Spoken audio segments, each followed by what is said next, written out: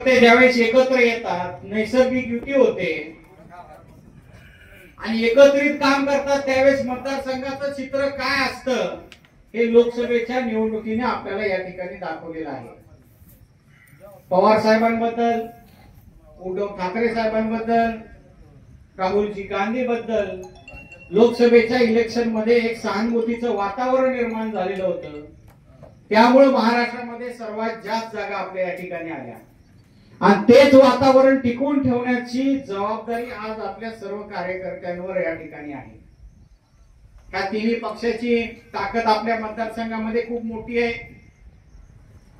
राष्ट्रवादी काँग्रेस पक्ष, शिवसेना, काँग्रेस या ठिकाणी अतिशय चांगल्या पद्धतीने कामाला लागले, परंतु हे वातावरण टिकवण्याचं आपल्या सर्वांना या ठिकाणी प्रयत्न करायचा आहे।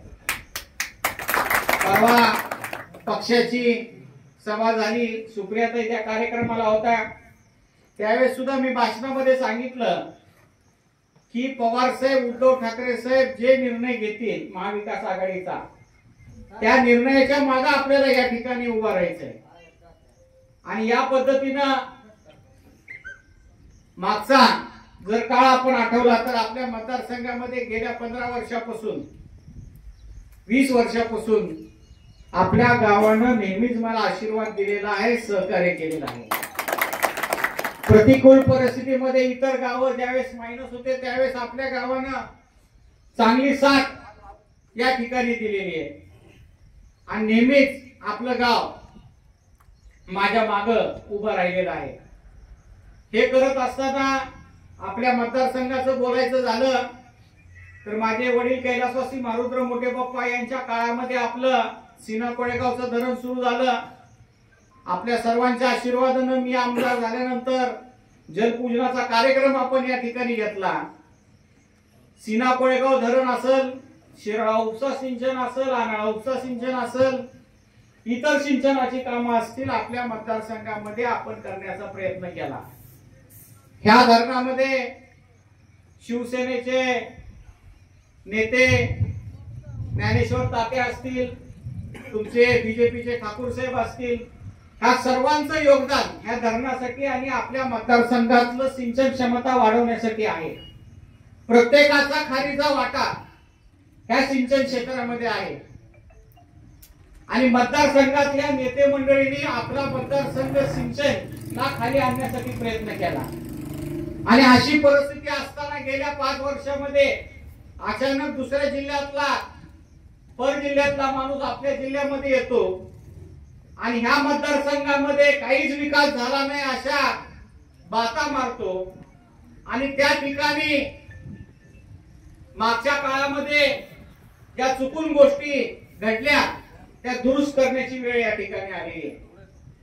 आपलं सिंचनाचं जर क्षेत्र बघितलं तर जवळजवळ 500 कोटी रुपयाचं ऊसाचे पैसे आज आपल्या मतदारसंघामध्ये येते। 25 लाख टनाच्या आसपासचा ऊस आपल्या मतदारसंघामध्ये कमीत कमी या ठिकाणी शेतकरी कष्टानं या ठिकाणी त्याचं कष्ट करत आहे। इतर पिकाच्या माध्यमातून 500 कोटी असं 1000 कोटीचं उत्पन्न आज आपल्या मतदारसंघामध्ये सिंचनामुळे आलेलं आहे। आपलं सीना कोळेगाव धरण हे आपल्या मतदारसंघाचं वैभव आहे।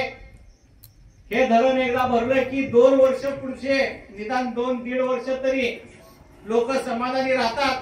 परत पाऊस पडतच असतो, परत धरण भरतच असतं आणि त्याचा फायदा लोकांना या ठिकाणी होत असतो। मधल्या काळामध्ये आपलं धरण 1-2दा दुष्काळामुळे अडचणीत सापडलं होतं, त्यावेळेस उजनी धरणातलं पाणी आपल्या मतदारसंघामध्ये आलं पाहिजे म्हणून आपलं सरकार असताना आपण त्याचं टेंडर काढलं। त्यावेळेस त्यांनी 500 कोटी रुपयाची त्या बोगद्याची किंमत होती। 80% काम आपण आपल्या कालावधीमध्ये पूर्ण केलं। आपल्या इथल्या बऱ्याच लोकांना घेऊन आपण त्या शाफ्ट मध्ये त्यावेळेस उतरलो होतो। त्या शाफ्टचं काम लोकांना दाखवलं होतं, 80% काम पूर्ण झालं होतं। दुर्दैवाने आपला पराभव झाला आणि त्यानंतर हे बोगद्याचं काम त्या ठिकाणी मंदावलं। निवडून दिलेल्या आमदारानं ह्या बोगद्याच्या कामाकडे पूर्ण दुर्लक्ष केलं। पहिले 3 वर्ष मंत्रीपद न मिळाल्यामुळे ते रुसून पुण्याला जाऊन बसले. पूर्ण ह्या योजनेकडे दुर्लक्ष झालं. मी त्यावेळेस आमदार नव्हतो, त्या ठिकाणी सत्ता आपली होती. आमदार नसताना सुद्धा जयंत पाटील साहेबांकडे मी पाठपुरावा केला आणि आपल्या या बोगद्याला निधी आणला आणि 1000-1500 कोटीचं काम त्या कालावधीमध्ये आपण पूर्ण केलं. त्यानंतर ह्यांना पालकमंत्रीपद मिळालं. पालकमंत्रीपद मिळाल्यावर सुद्धा 5-6 महिन्याला कधीतरी मतदारसंघामध्ये यायचं, कुठंतरी तास 2 तासाचा जनता दरबार घ्यायचा आणि मी खूप विकास केला अशा बाता मारायच्या. खऱ्या अर्थानं काम जर एखादं छोटं तलाव करायचं असेल तर त्याच्यासाठी खूप मोठा पाठपुरावा आवश्यक आहे. एक छोटा तलाव करायचा असेल तर त्याची पाणी उपलब्धतेचं प्रमाणपत्र, त्याची प्रशासकीय मान्यता, त्याला लागणारा निधी, त्याचे भूसंपादनाचे प्रश्न, तिथले एमएसएमईचे प्रश्न, तिथं इतर अडचणीच्या ह्या सर्व गोष्टीचं नियोजन करावं लागतं. आणि छोट्यातल्या छोट्या तलावाला सुद्धा 2-3 वर्षाचा कालावधी लागतो. सततचा निरंतर त्या ठिकाणी पाठपुरावा करावा लागतो. आपल्या धरणाचं छोटस उदाहरण सांगतो. आपल्या दरवाजाचं सर्व मटेरियल आलेलं होतं, शेवटचा टप्पा होता कामाचा. माझ्याकडं योगायोगानं गोदावरी खोऱ्याचं उपाध्यक्ष पद होतं. सगळं मटेरियल आलं तरी अधिकारी बनायचे, त्या ठिकाणी 1 वर्ष कामाला लागल. परंतु आपण त्या ठिकाणी पाठपुरावा केला. आठवड्याला किती काम होतं त्याचं, आठवड्याला 15 दिवसाला त्याचा आढावा घेतला आणि रेकॉर्ड ब्रेक टाइम मध्ये त्या दरवाजाचं काम आपण त्या ठिकाणी केलं. पाठपुरावा आपण केला. परंतु आता आपण जे निवडून दिलेले आमदार आहेत त्यांच्याकडे वेळ नाही. त्यांचे काम धंदा, त्यांचे संस्था सांभाळण्यासाठी त्यांना पुण्याला बसावं लागतं. त्यांच्या ह्या सर्व उद्योगधंद्याला संरक्षण पाहिजे म्हणून त्यांना आमदारकी पाहिजे. आपल्याला लोकांच्या सेवेसाठी या ठिकाणी राजकारण करायचंय. आपल्यातला आणि त्यांच्यातला हा महत्वाचा फरक आहे. मागच्या 5 वर्षामध्ये काय झालं, कुठल्या तरी गावामध्ये जायचं, नदी नाला उखरायचा, पुढच्या वर्षी परत डबल गाळ त्या नदी नाल्यामध्ये असायचा. परंतु आम्ही स्वखर्चातून केलं आणि स्वतःच्या नावाला प्रसिद्धी मिळवून घेण्याचं काम ह्या विरोधी पक्षाच्या लोकांनी त्या ठिकाणी केलं. प्रसिद्धी त्यांना मिळाली, परंतु पाण्याचा फायदा शेतकऱ्यांना या ठिकाणी झाला नाही. एखादी नदी नाली जी निसर्गाची असती 5-10 किलोमीटर एखाद्या गावामध्ये असते, त्यातलं 500 मीटर मध्ये रस्त्याला दिसेल असं काम करायचं. स्वतः केलं म्हणायचं, 6 महिन्यांनी त्याचं बिल शासनाच्या माध्यमातून काढायचं. हा प्रयोग आपण या ठिकाणी पाहिलाय. आणि तेवढा नदी नाला दुरुस्त केल्यानंतर स्वतःच्या मागे शिवजल क्रांतीचं विशेषण स्वतःच लावून घ्यायचं. आता त्यांच्या या नदी नाल्यामध्ये किती पाणी साठणार सांगा बरं मला.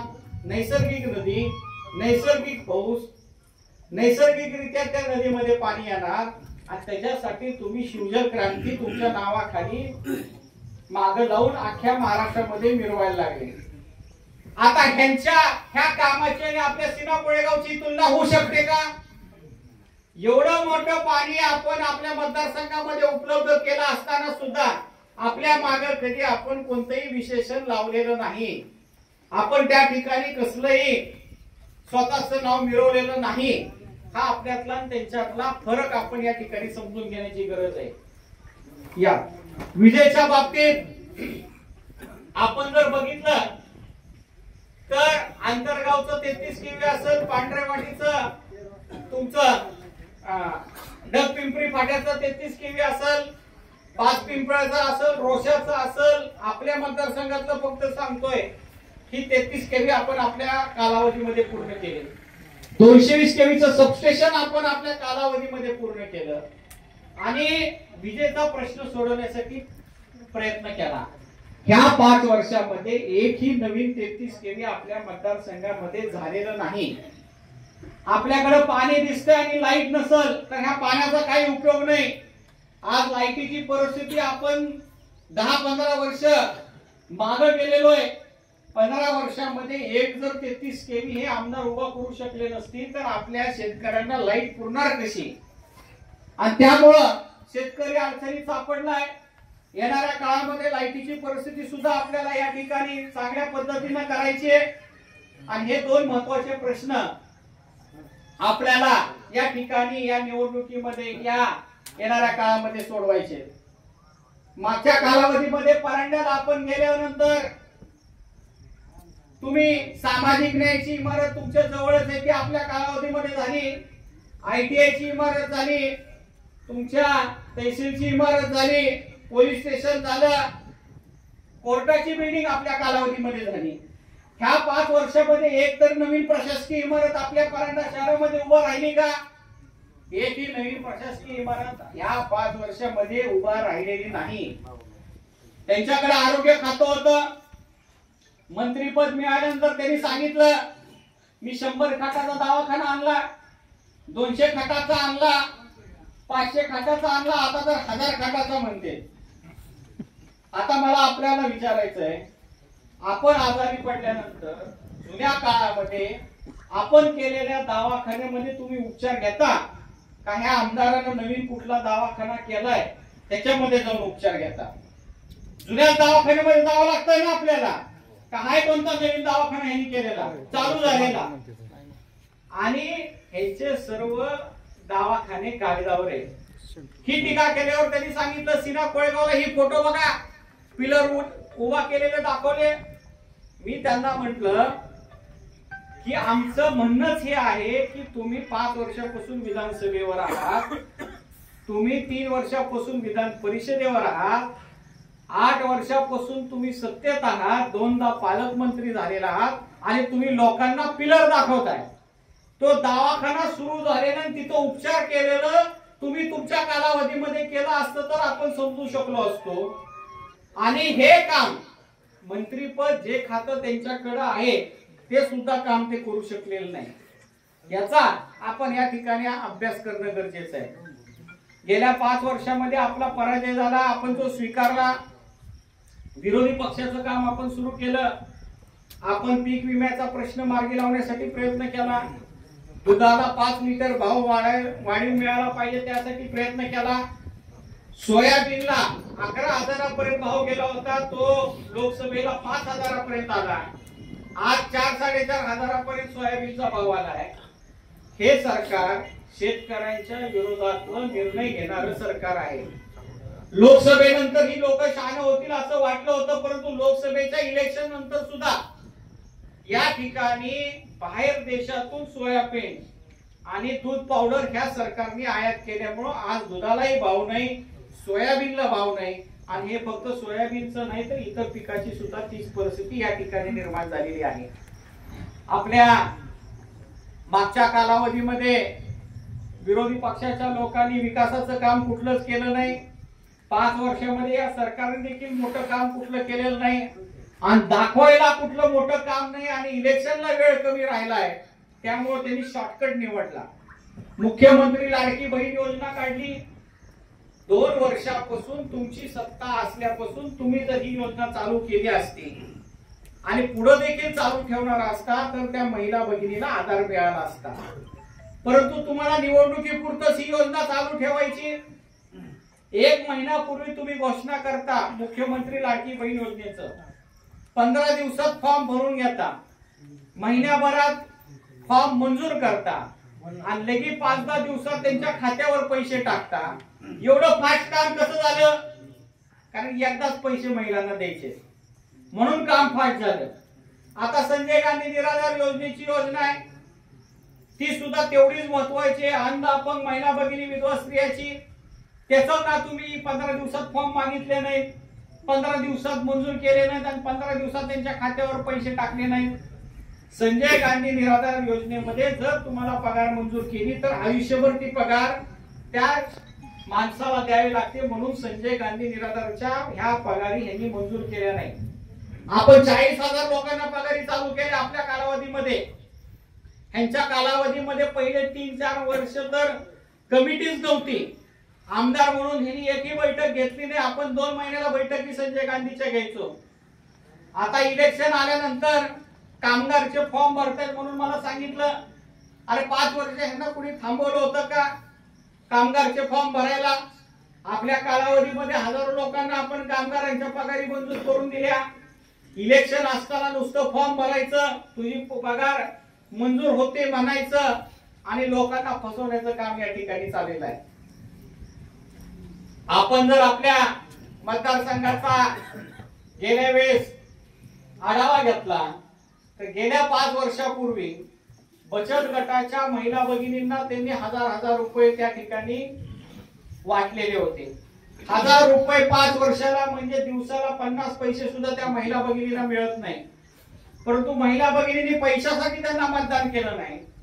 त्यांनी त्यांच्या बचत गटाच्या वस्तूला बाजारपेठ उपलब्ध करून देतो आणि महिन्याला त्या ठिकाणी 10,000 रुपये प्रत्येक महिन्याला मिळवून देतो अशा पद्धतीचं आश्वासन दिलं. त्यामुळे महिला भगिनी आपल्यापासून काही प्रमाणात दूर झाल्या. त्याच्या अगोदर 3 टर्म महिला भगिनी आपल्या बरोबर आपल्याला आशीर्वाद दिलेला होता. त्यांचं बचत गटाची स्थापना आपण केली. आपण त्यांना फॉर्म कागदपत्र आणून देण्यापासून सुरू केलं. बचत गट काढायचा म्हणून महिला भगिनींना जर आपण एखाद्या ठिकाणी बोलवलं तर महिला भगिनी घर सोडून यायला तयार नव्हता. तशा वेळेस सुद्धा आपण बचत गटाची स्थापना केली. त्यांना कर्ज उपलब्ध करून दिलं. त्यांना सबसिडी आपण त्या ठिकाणी दिली आणि महिला बचत गट सक्षम करण्याचा प्रयत्न त्या ठिकाणी केला. आणि आता डायरेक्ट ह्यावेळेस सुद्धा हजार रुपयाच्या ऐवजी 1,500 रुपयाचं त्यांचं वाटण्याचं काम या ठिकाणी चालू आहे. आपल्या घरातल्या महिला भगिनींना आपल्या कार्यकर्त्यांनी ह्या सर्व गोष्टी समजून सांगण्याची गरज आहे. आपण आपल्या घरातल्या महिला भगिनींना सांगितलं तर 50% महिलापर्यंत आपण पोहोचतो आणि राहिलेल्या 20% न्यूट्रल महिलांना सांगण्यासाठी आपल्याला या ठिकाणी प्रयत्न करायचा आहे. महिला बचत गटाला हे जे पैसे वाटले जातात हे काही त्यांच्या कष्टाचे पैसे नाहीत. भ्रष्टाचारातून कमवलेला पैसा आहे. ऊसाचा आपल्या कष्टाचं प्रत्येक ट्रॅक्टर मध्ये टनेज मारून आणलेला पैसा आहे. ह्या सर्व गोष्टी आपण महिला भगिनींना सांगणं गरजेचं आहे. 6,000 कोटीचा अँब्युलन्स घोटाळा त्यांनी केला. 2,000 कोटीचा आरोग्य खात्याचा घोटाळा केला. 250 कोटीचा कंत्राटी कामगाराचा घोटाळा केला आणि हे पैसे आपल्या सरकारचे आपल्या टॅक्स मधले पैसे घेऊन आपल्याला पैसे देण्याचं काम ही मंडळी या ठिकाणी करत आहे. ह्या गोष्टी महिलांना आपण या ठिकाणी सांगणं गरजेचं आहे. आपला भाग ऊसाचा आहे. डोंगाव एवढं क्षेत्र आणि पाणी जवळ लाईट जवळ असं खूप कमी गाव आहेत. तुम्हाला येऊन ऊसाच्या बद्दल या ठिकाणी जास्त सांगणं योग्य नाही कारण आपल्यामध्ये कष्ट करणारी मंडळी आहेत. चांगलं उत्पन्न घेणारी मंडळी आहेत. ऊसाचं राजकारण आपल्याला माहिती आहे. शेतीची माहिती आपल्याला या ठिकाणी आहे. सुरुवातीला आपला कारखाना अडचणीत होता त्यावेळेस ह्यांचा कारखाना 1800 रुपये भाव द्यायचा. परंतु आपला कारखाना सुरू झाल्यानंतर ह्यांना नाईलाजानं आज 2800 रुपये शेतकऱ्यांना नाईलाजानं द्यावं लागत आहे. अगोदर 1200 टनाचा आपला कारखाना होता, नंतर 2000चा झाला, नंतर 4000 चालायला लागला आणि आता येणाऱ्या वर्षी 7000 पर्यंत आपलं कृषी प्रत्येक दिवसामध्ये या ठिकाणी होणार आहे. मागच्या कालावधीमध्ये ऊस जात असताना अडचण असल्यामुळं यंत्रणाची अडचण असल्यामुळं आणि तोडणारी मजुराच्या हातामध्ये यंत्रणा गेल्यामुळं एकाच वेळेस सगळ्यांचा ऊस आपण घेऊन जाऊ शकलो नाही. परंतु आता कॅपॅसिटी वाढलेली आहे. त्या ठिकाणी यंत्रणा वाढलेली आहे. मागं काही चुका झाल्या असतील तर ते दुरुस्त करण्याचं काम आपण या ठिकाणी करणार आहोत. त्यामुळे ऊसाच्या प्रश्नावर कुणाला या ठिकाणी घाबरण्याचं कारण नाही हे मी तुम्हाला या कार्यक्रमाच्या निमित्तानं सांगू इच्छितो. आज विरोधी पक्षाची लोक 5 वर्ष कसलंही काम केलं नाही आणि आज कुठल्या तरी गावात जायचं आणि मुरुम टाकायचं अशा पद्धतीचं त्यांचं काम चालू आहे. मुरुम टाकण्यासाठी आपण यांना आमदार केलं होतं का? मुरुम टाकायचं काम ते ग्रामपंचायतचं असतं, ग्रामपंचायत सदस्याचं असतं आणि आमदारानं पक्के रस्ते द्यायचे असतात, डांबरी रस्ते द्यायचे असतात, कॉन्क्रीट रस्ते द्यायचे असतात, आणि हा मुरमाचा पैसा सुद्धा कुठून आला तर आपल्या कष्टाचे उसाच्या पैशातून आपलं टनेज आणून हा पैसा त्यांच्याकडे जमा झालेला आहे. त्याचं छोटस उदाहरण मी तुम्हाला देतो. 5 लाखाचं क्रशिंग त्यांच्या कारखान्याला झालं आणि 1% रिकव्हरी कमी दाखवली तर 5 लाख पोत्याच्या जागेवर फक्त 4.5 लाख पोती दाखवण्यात येतात. 50,000 पोत्याचं 3,000 किंवा जी काय रक्कम असेल त्याला जर आपण गुणिले केलं तर जवळजवळ 17 कोटीचा फायदा त्या कारखान्याला होतो. एका ट्रॅक्टर मध्ये 15-20 टन ऊस येतो, त्यातलं 1 टन जरी त्या ठिकाणी कारखान्याने मारला, 1 टन 5 लाख क्रशिंग झालं तर 25 ते 30,000 खेपा ट्रॅक्टरने टाकावं लागतात आणि प्रत्येक ट्रॅक्टर मध्ये 1 टन जरी त्या ठिकाणी कपात आपण केला, कारखाने मारला तर त्या ठिकाणी 10 कोटीचा फायदा त्या कारखान्याला होत असतो. शेतकऱ्याचं झालेलं नुकसान हे वेगळं, तुमच्या ट्रॅक्टर मालकाचं वेगळं नुकसान 1 टनाचं आणि मजुराचं सुद्धा 1 टनाचं नुकसान वेगळं. त्याची रक्कम 3 ते 5 कोटी होते. म्हणजे एका सीझनला 25 ते 30 कोटी रुपये आपल्या शेतकऱ्याच्या कष्टाच्या पैशावर डल्ला मारण्याचं काम ही मंडळी या ठिकाणी करतोय. आपण भाषणामध्ये हे छाती ठोकपणे सांगतोय कारण आपल्या कारखान्याकडे कुठेही रिकव्हरी कमी दाखवली जात नाही. आपल्या कारखान्यामध्ये कुठेही त्या ठिकाणी टनेज मानलं जात नाही. तुम्हाला सुद्धा त्या ठिकाणी प्रत्यय आला असेल आणि म्हणून ऊसाच्या प्रश्नावर कुणाला या ठिकाणी आपण घाबरण्याचं कारण नाही. अण्णाभाऊ साठे महामंडळाच्या मागच्या कालावधीमध्ये आपण 25,000चे चेक मातंग समाजाला देण्याचं काम त्या ठिकाणी केलं होतं. भविष्यामध्ये सुद्धा अशा अनेक स्कीम आपण या ठिकाणी राबवणार आहोत. आपल्या गावामध्ये मागच्या कालावधीमध्ये आपण काही कामं केलेली आहेत. भविष्यामध्ये राहिलेला सभागृह आपलं मोठं झालं पाहिजे, त्या ठिकाणची आपली ही मागणी आपण 100% येणाऱ्या काळामध्ये पूर्ण करू हे देखील मी तुम्हाला कार्यक्रमाच्या निमित्तानं सांगू शकतो. डोंगरगावच्या मंदिराला देखील मागच्या कालावधीमध्ये आपण मोठ्या प्रमाणावर निधी दिला. येणाऱ्या काळामध्ये सुद्धा तशाच पद्धतीचा निधी त्या ठिकाणी देण्याचं काम आपण येणाऱ्या काळामध्ये करणार आहोत. ह्या सर्व गोष्टीचा विचार आपण या ठिकाणी करणं गरजेचं आहे. आपण जर बघितलं तर आज निवडून दिलेल्या आमदाराकडे तुम्हाला एखादी गोष्ट मागायला जायचं असेल सार्वजनिक, त्यांच्याकडून काम करून घेणं हा विषय तर लांब राहिला, त्याची नुसती भेट घेऊन दाखवा. भेट होती का बघा. तुम्ही आम्हाला तास 2 तासात गिरवलेला येऊन भेटू शकता. परिणाला मी असतो प्रत्येक आठवड्याला, तुम्हाला कुठं जायची गरज नाही. परंतु निवडून दिलेल्या आमदाराला, दुसऱ्या जिल्ह्यातल्या आमदाराला त्याच्या मागे पुण्या मुंबई पर्यंत पळालं तरी तुमची भेट होऊ शकत नाही. त्यांच्या नेत्या